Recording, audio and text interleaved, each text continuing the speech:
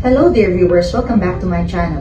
Our topic for today is COVID-19 related skin lesions.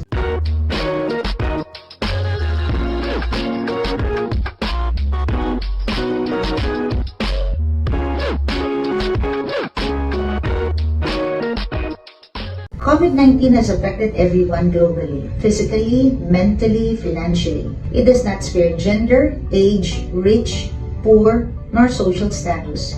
In fact, it does not even spare people who already had 2 doses of the anti-COVID vaccine. It is caused by the severe acute respiratory syndrome coronavirus 2 or the so-called SARS-CoV-2, which was first isolated in Wuhan, China last December 2019. It may be asymptomatic or may manifest symptoms that may range from mild, moderate, and severe, some requiring hospitalization, some not.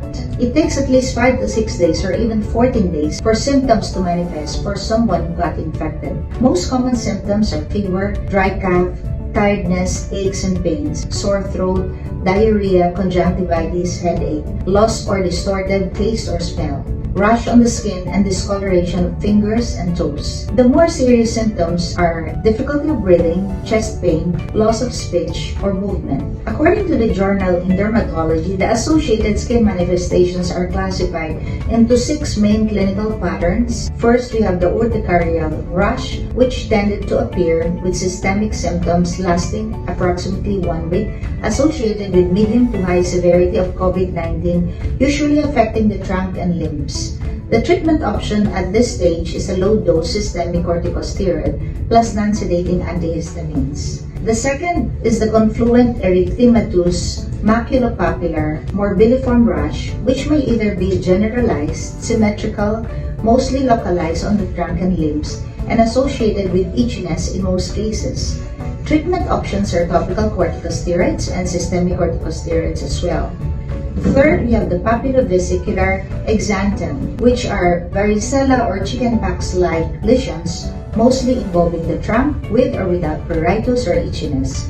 It frequently involves the adult population with a median of 60 years old, although it may also affect the younger age groups. Skin lesions usually appear 3 days after systemic symptoms and heals after 8 days without leaving any scar. No treatment option is recommended since it is self-healing within a short time frame.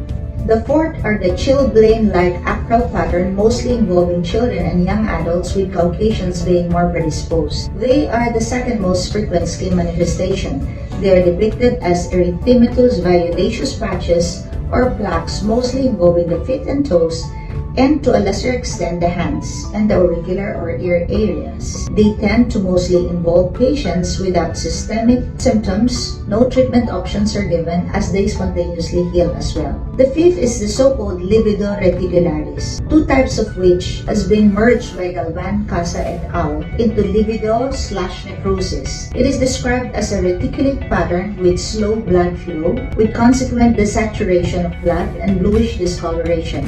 These lesions are frequently mild, transient, and not associated with thromboembolic complications. On the contrary, livedo racemosa-like lesions and brick-formed purpura